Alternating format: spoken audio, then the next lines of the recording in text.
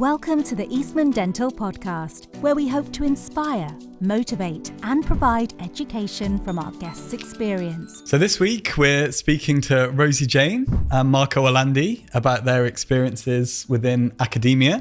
It's a steep learning curve. Like you think, I know a little bit about research before you go into it. But it's a very steep learning curve, and just make sure that,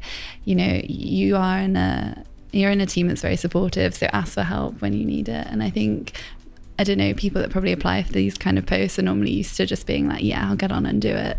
But it's knowing and recognizing when to, seek guidance. And then, yes, I like the teamwork that comes with it, because there is definitely an element related to self-drive in this kind of post. But the key to success is then establishing your team and making it functional and working for you as well. With your host, Josh Hudson. So Rosie's a DCT ACF at Birmingham and Marco's a ACL at the Eastman. If everybody's uncertain what those acronyms mean, I'm sure we'll get onto it at some point, because I wasn't that sure myself until recently.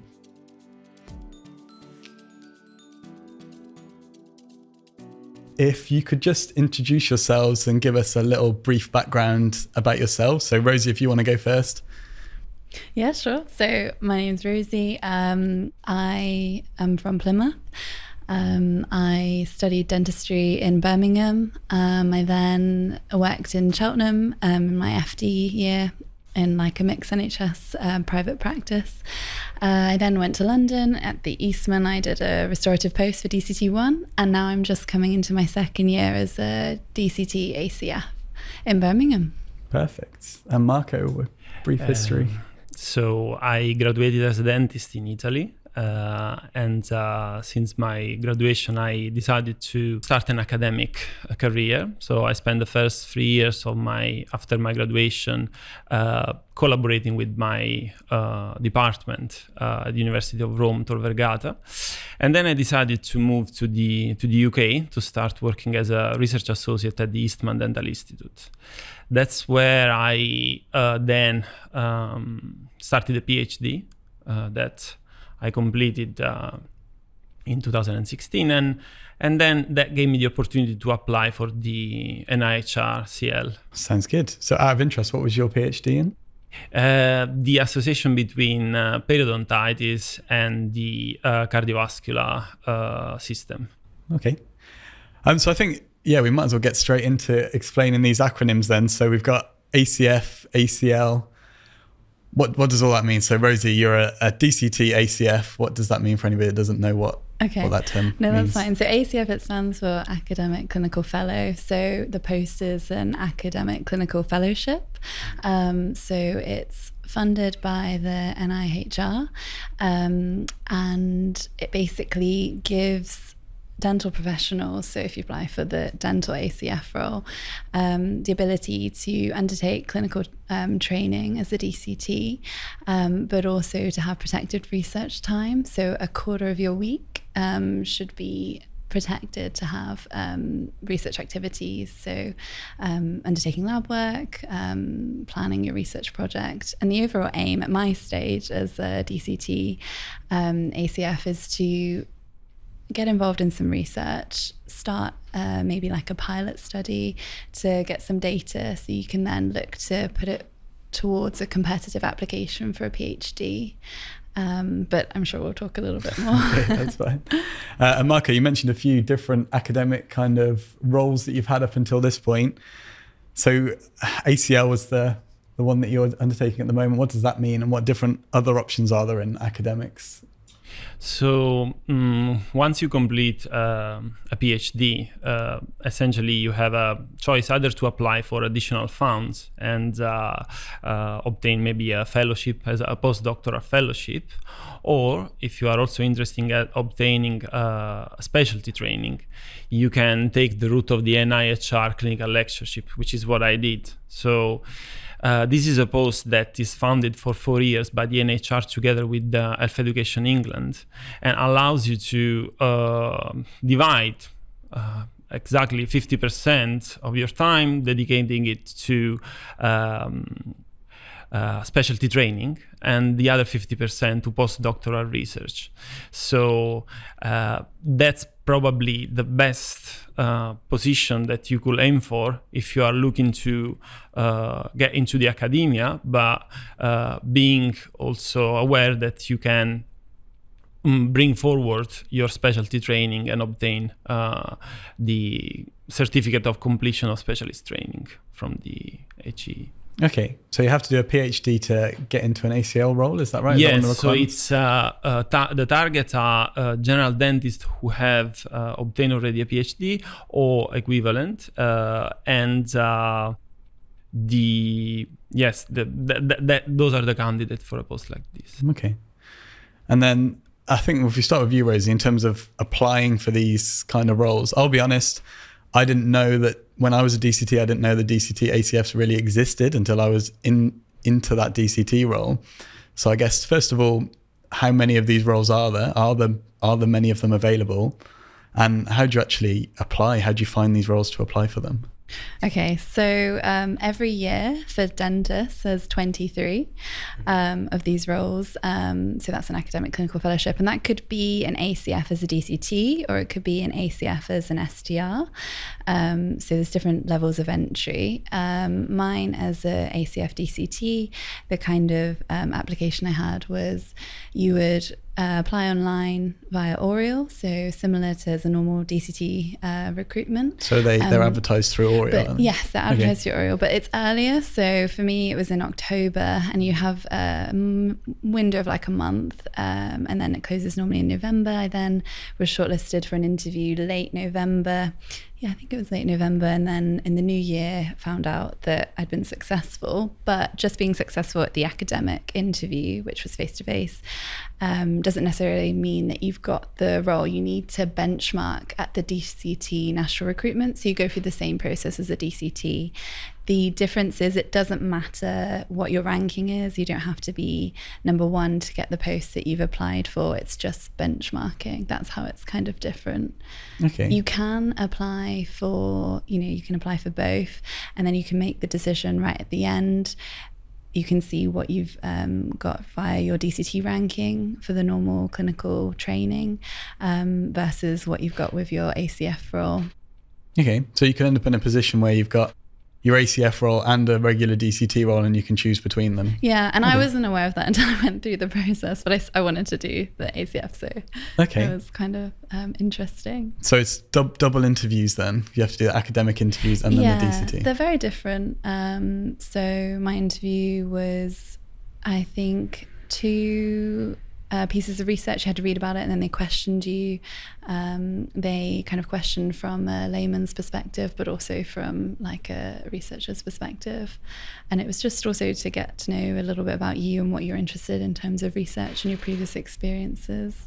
Okay. I would say what's important if you're thinking about applying is to really look into what research existing projects are going on at the universities that are hosting the post. So the post is NIHR funded, but it's hosted by the dental school and the NHS trust there. So, if you have an idea of what you're interested in, you need to make sure you're going to a place that would support you. You don't want to be like navigating uncharted waters at such, for me, being so novice. Okay. That's really useful. Support. And then Marco, obviously you're a bit further down that pathway when you apply for an ACL role. What's the process for applying? So once the NHR advertise on their website that they have created this post, they should be advertised every year, but it also depends on the location. But once that has been announced, the post is then put, the advertisement is on Oriel, which is basically a platform for recruiting in medical and also dental. And then once you create your own profile, you basically need to go through the application process, which is quite lengthy. So I would suggest to anybody to maybe who is looking for this to maybe dedicate probably a month to complete this application form. And then once you are selected for the interview, you go through this process, which then allows you, according to how many points you're given in terms of ranking, to choose the location. And as suggested, maybe you might have a preference because you know that in a certain university there is a certain field of research that you are keen to look at. And that is what happened in my case, because I was given the choice to choose where I wanted to start the CL, and I chose the UCL UCLH. Okay. So it's quite different then. So is that you're ranked and then you get to choose where you go, whereas for me it's like there is a post for me in Birmingham, I've applied for that specific post. Did I understand that correctly? In my case, basically it depends. So because I was in the first position of the ranking, I was given the choice. Obviously if I were to choose, for example, a different place, then the other person that applied for that place should have gone in a different location. So I'm not sure if that is clear. No, that makes sense. That's good. It's different. And then, so that's completely separate to the NHS recruitment process. So you don't have to benchmark in the registrar interviews. You don't have anything to do with that. I mean, the interview process is quite strict. I remember having to be interviewed probably by 4 or 5 panels in the same day and have like a certain amount of time for question. It was all time. There was always a lay member assisting to that. And the main question I was asked were both clinical and academic. So they were touching a little bit everything. Okay, that's interesting. And I think, did you say it was 50-50 your role in terms of clinical research? What's the split? How does that work? Yeah, the split is 50-50. So you, essentially, once you are appointed as a clinical lecturer, an HR clinical lecturer, you need to be assigned to an educational supervisor. So once you meet your educational supervisor and multiple clinical supervisor, you need to agree on a plan. So every year of your post is starts with setting the objectives, the aims of that year, and how you're going to achieve that, and what kind of rota and weekly schedule you will have. And that has to be done taking into account that 50% has to be research and 50% has to be clinic. But there are some things that might overlap, such as clinical research sometimes when you are involved in treating patients, but also taking part in a trial as well, that might count for both in some situation. Oh, okay, that makes sense. And then the DCT ACF, that's less research, is that right? Is that 25%? Yeah, it's 25 research and like educational activities, and then 75% clinical training. So yeah, it's mainly on a weekly basis. That's how I divide my week into a set number of sessions for each. It's just really good. I like the variety. I do a bit of teaching as well as research and clinical work. Okay. So I think I'm right in saying you both apply to an institution, you don't apply to a department. Is that right? So for example, if you wanted to do research into perio, do you apply for somewhere that's specifically advertising as a job where you would do perio research? Or do you apply for a job and then when you get there, you say, I'd like to do research into perio, and then that's organized? How does the department that you do your research in, how does that come about? It might be different to Marco, but my experience is that you're applying. So the post that I applied for was specifically, at Birmingham University. So, or there's some ACS that are, I don't know, like any other university, like dental school. So, like I said, it's important to know what's going on in the university that you're applying to. You're not tied to anything specific, but it makes sense that you're interested in the ongoing projects that they have going on. Whereas it might be different for Marco. So once I applied, at least when I did it quite some time ago, there was specifically a clinical lectureship in periodontics. So I knew already that would have been the subject. And the only question mark was about the institution. But other than that, you are already basically looking at working in that field. Okay. Then the research project might change because each institution might have a different interest in terms of what kind of clinical research they're doing in the context of periodontology, but the discipline is set at the beginning.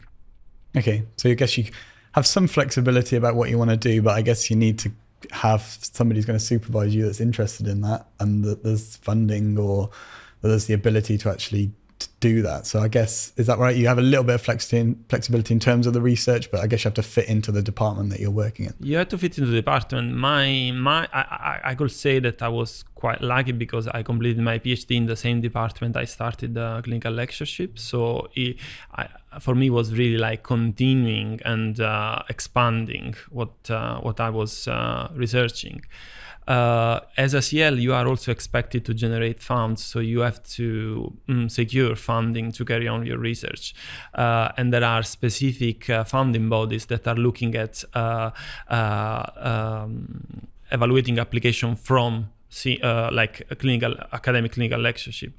So that's an option, and there are quite few possibilities on that. In terms of your project, normally you should also suggest what you would like to do. Obviously, this has to fit in the remit of the department or what is the interest. But as I said, it's you might need to have this discussion sooner rather than later, in order to see whether you fit into, and that is satisfactory for you as well. Yeah. No, I guess that's the same for the DCT ACF. Yeah, I think, like, reflecting on it, so because the DCT, it's not specific, I'm not tied to a department, which gives flexibility in like what I do clinically, whereas if it's a ACF STR position, that's advertised as an ACF STR in restorative dentistry or ACF STR in oral surgery, and then I think you're anticipated that your research and your supervisor is likely to be the specialty that you've advertised. Yeah, that so similar to what Marco said. That makes sense.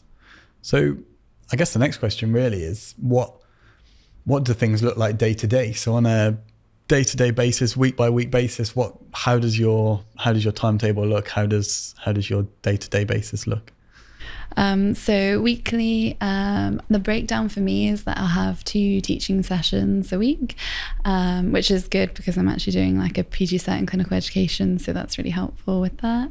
Then I'll have 2 to 3 sessions of kind of research activity, so that can be involving in like planning a protocol, applying for funding, applying for ethics, learning new skills. At the start last year, I was having lots of mini projects, so working with like a lab with some like maybe PhD students that are already doing something, so that you can just kind of learn the skills and get a taste of everything. And then I'll have 5 to 6 sessions of kind of clinical training, and that's a real plus with the DCT role, is you're not tied to a specific specialty.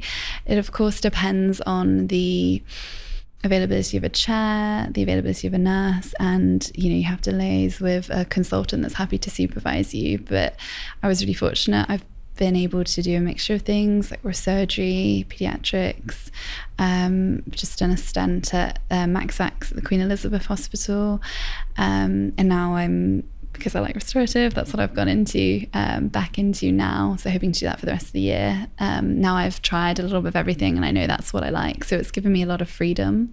That sounds really good. So you can just negotiate, as long as there's space to accommodate you can negotiate to work in whatever department. As long as you're flexible, it can be really, really good. But of course, you have to be very organized, and it is slow to start with planning things, but once you're set up, like it's such a varied week. I really love my weeks. I think that sounds great that you can get to do different things and not just be tied to the department that you're doing your research in, I guess. Yeah. Which is nice. I think certainly at the lower, more junior levels. Exactly. I was just about to say that, being so junior, and you want to make a educated decision if you do want to specialize in what area you want to specialize in. And I think if you do go into those higher roles, it's important to have kind of experience in the different specialties as well.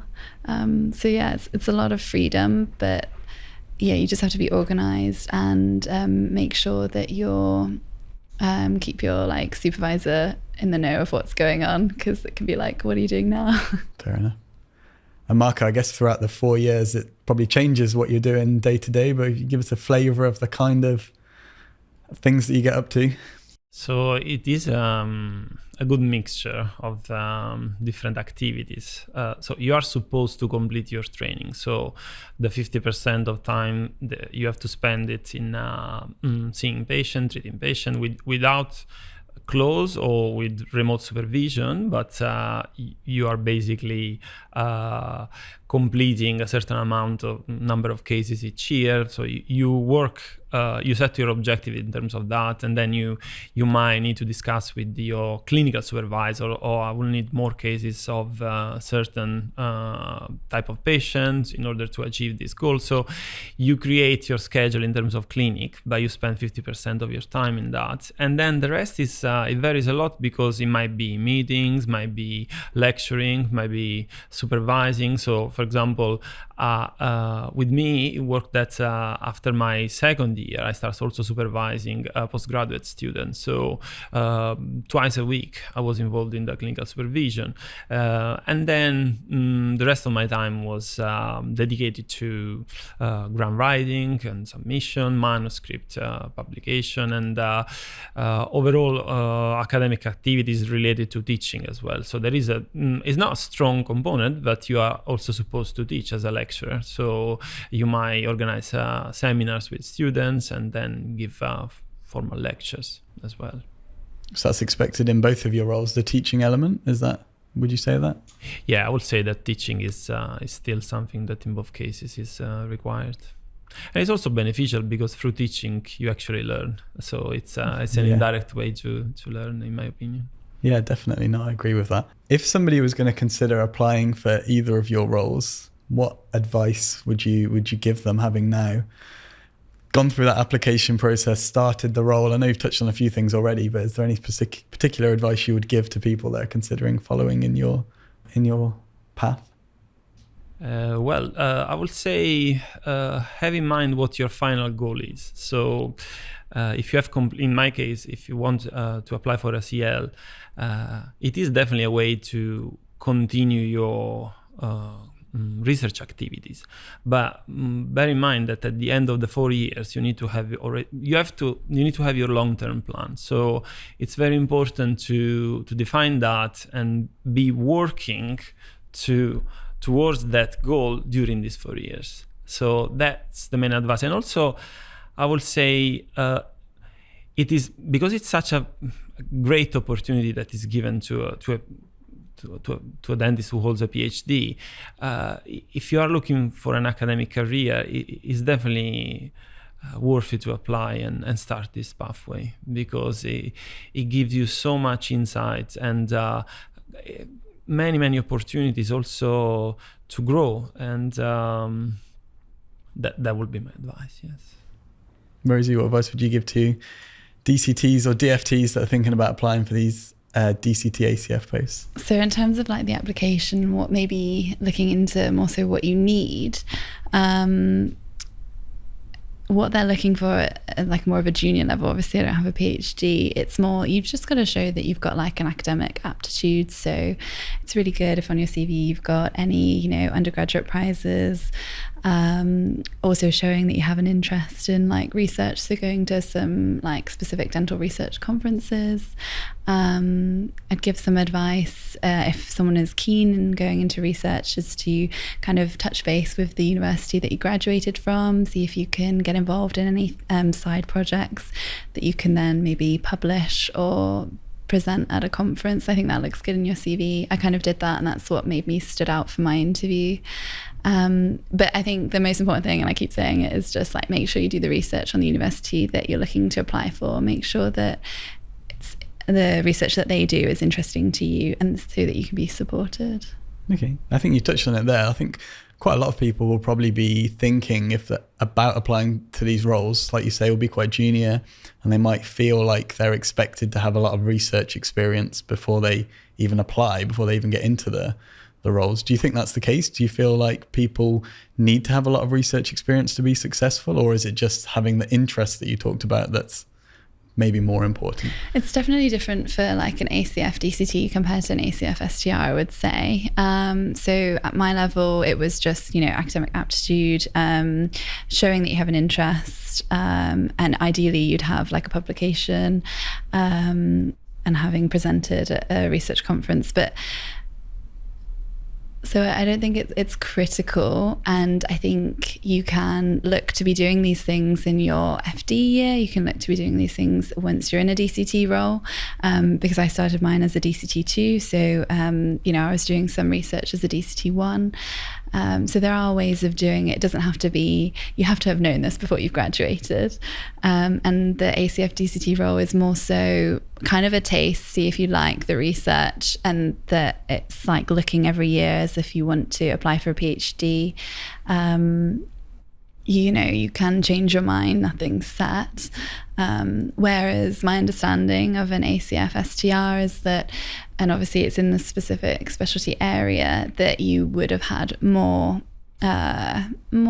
experience in research. So maybe more publications and actual research than, I don't know, maybe like case report articles and things like that, if that makes sense. I think that's good general advice for DFs, DCTs, is to try and get a lot of things under your belt so that you've got opportunities to apply for whatever you want to do. So start early, I guess, is the advice. So Marco, once now getting towards the end of finishing your ACL, so you mentioned about specialty training being part of that. So is that a component of the program? Is that you're sort of guaranteed to be eligible to apply for the specialist list in whatever specialty you're working in, or how does it work in terms of getting your specialty status through an ACL program? So essentially what happens is that every year you are evaluated in terms of what is your progression, if that is satisfactory.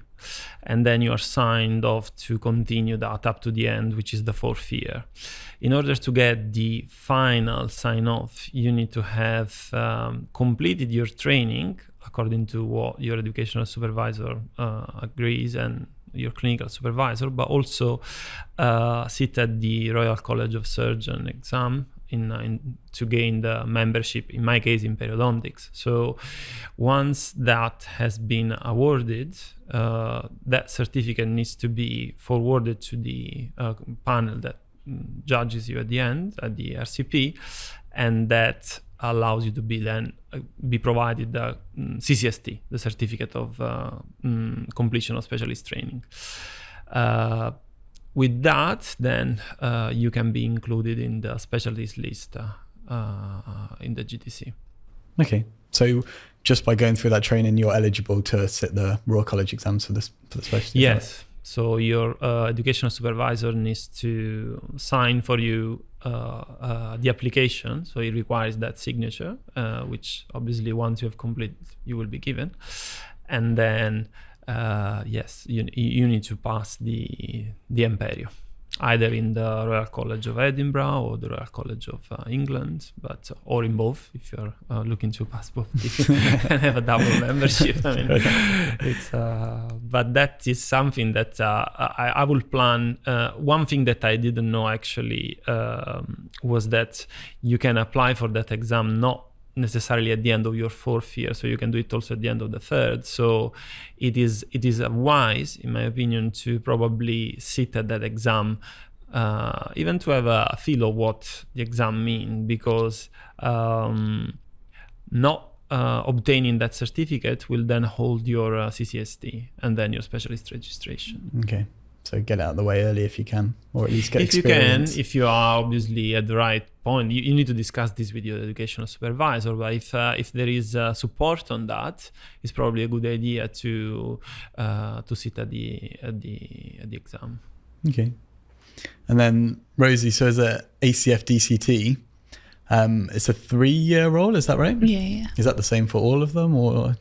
Pretty much. Yeah. As like a dental, I would say the ACF roles are normally 3 years. And then in terms of what you get at the end of it, do you get completion of DCT certificates? How does it work in terms of recognizing those 3 years? Yeah, so every year you get a completion of DCT, and at the end of the ACF post, what you're looking for is So I mentioned kind of doing like pilot studies, getting pilot research data, and that's so that you can put forward a competitive application for a doctoral research fellowship. So that's funding for a PhD. So that's kind of the two options after doing an ACF DCT role. You can go down the route of trying to apply for a PhD funding to do the PhD, or maybe, you know, depending on how well your research is going, whether you feel like you need more data to support your application, you can then look towards maybe the next step if you want to do more clinical training as well, and progress that way would be to be an ACF STR. And so it's a similar, you've got the 3 years for the kind of the clinical fellowship, whilst you're then also doing 75% of your time the clinical training. But like a DCT ACF, you also have to bench under national recruitment. Again, you know, it's a very competitive procedure, but it doesn't have to be your number one. It can be as long as you benchmark. If that the interviewer had the ACF interview, as long as they've accepted you, then you would get the post. And then hopefully that's like biding you more time to make sure you have a really, really competitive PhD application with NIHR. And so once you've applied for the fellowship, my understanding is that you can take time out of your training to do the PhD, then come back into the training to complete it, to do the CCST. Okay. So now that we know the options that are available, out of interest, what are your guys' next steps? Where are you planning on going from here? But Marco, we'll start with you first. What are your next plans? So my options are either applying for a senior clinical lectureship, maybe still with the NIHR, because that's something that's is available from this body, or look at something supported by, again, an intermediate fellowship supported by a charity. So submitting a research project and ask for funding both for my salary and the project for the next 3 up to 5 years. Or apply in an institution for a senior lectureship, which ideally will then be joined with a honorary consultancy as a monospecialty in periodontology in my case. So these are my options at the moment. I'm actually working towards all of them, because you cannot, and that's an advice I will give, always rely on just one option, because things might not necessarily go in the way you predict. So it's better to have 2 or 3 possibilities and for the continuation of your career. Okay. And Rosie, what are you thinking? Is that PhD tempting you? Are you thinking about that route? Are you thinking about ACF STR? Are you thinking about something else? What kind of pathway are you going to follow from here, do you think? So it's really open. So I can do whatever in terms of, if someone's in my position, they could, they might decide, no, they don't want to do academia. They might want to go down like an NHS SDR training pathway, or, might be like, no, I want to do monospec or something like that. For me, it's going to depend on like this year, next year, basically, on how much pilot data I get and how strong a PhD application I'll have. Depending on that determines whether I'll apply for PhD or maybe look to see where there's an ACF SDR post. And then bench nationally. Okay, sounds good. It's pretty open. Sounds good. So yeah, that's been really useful. It's been really great hearing about all these different options, and hopefully the people that are listening will be inspired to follow more of an academic pathway. I think to finish off, we'll ask some questions that we ask of everybody. So first of all, I'd like you to describe 3 things that you enjoy about your job currently. So Rosie, I don't mind, I'll go first. So what I enjoy, I've kind of touched on it, like the variety. Like I really enjoy having a mixture of research, teaching, clinical. It's just nice to have the different environments, because they all have different kind of pressures and different things that I like about them. So that's my first point. What else do I love? I really like learning the new skills in terms of the research. Obviously, I'm quite junior, so it's been really enjoyable looking at how different research kind of works. I feel like it's helped me appraise at least, manuscripts better, evidence better, so that it's not only affecting my kind of research career, but also as I work as a dentist, how I'm analysing information. And that's been really valuable, and that's what I've really enjoyed. And then finally, I think it's just, you're not taking in information when you do research, you're like finding new things. And I think that's what's really exciting. It's just the fact that, you might make a difference to someone's clinical clinical outcomes, and it's just being at the front of like learning new information. I find that like exciting. That all sounds good. And Marco, what 3 things would you say you enjoy most about your job?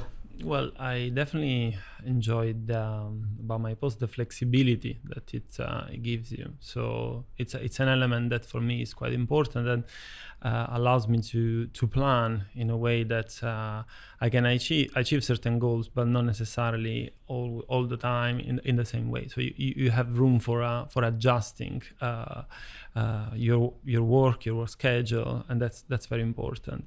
I like about this post the opportunities that it gives. So it's in terms of interacting with both sides of the let's say of the world, at least in periodontology, the clinical side and the academic side. So you are given the opportunity to set up a new field of research, or have a meeting with new staff members of different disciplines within the UCL. UCL is great in terms of that. So it gives you a chance to interact with a lot of departments, and then yes, I like the teamwork that comes with it, because there is definitely an element related to self-drive in this kind of post, but the key to success is then establishing your team and making it sort of functional and working for you as well. So that's what I enjoy the most. But I would like to say that this is like the NHR is providing a fantastic opportunity to researcher to continue their career through this post. That's great.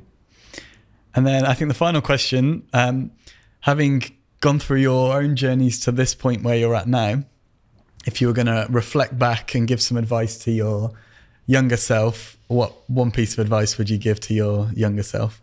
I think what I would say to me is like focus on your goal, be very aware that you have a target, and enjoy the journey, but don't lose focus on what is the things that you need to achieve. So I think that it's really, really important to continue to bear that in mind all the time, because these 4 years have been quite challenging. So you are supposed to achieve a lot, and the work is demanding. So resilience, that's what I will say. That's the advice. Okay.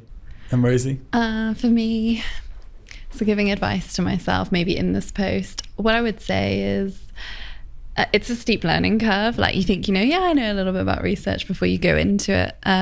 But like it's a very steep learning curve, and just make sure that, you're in a team that's very supportive. So ask for help when you need it. And I think, people that probably apply for these kind of posts are normally used to just being like, yeah, I'll get on and do it. But it's knowing and recognizing when to, seek guidance, because it's quite a big world, research. So it's always good to ask for help. That's great. Thank you. Well, thank you very much for your time to speak to us today about your experiences. I'm sure it's been very useful for a lot of our listeners, even if they just now understand the acronyms as a start. But thank you very much. No, thank you. Thank you for inviting us. We hope you've enjoyed listening to this episode. We would love to hear your suggestions for future guests. Remember to follow us on social media using hashtag the Eastman Dental Podcast. And if you like what you hear, please like, share, subscribe, and listen out for future episodes.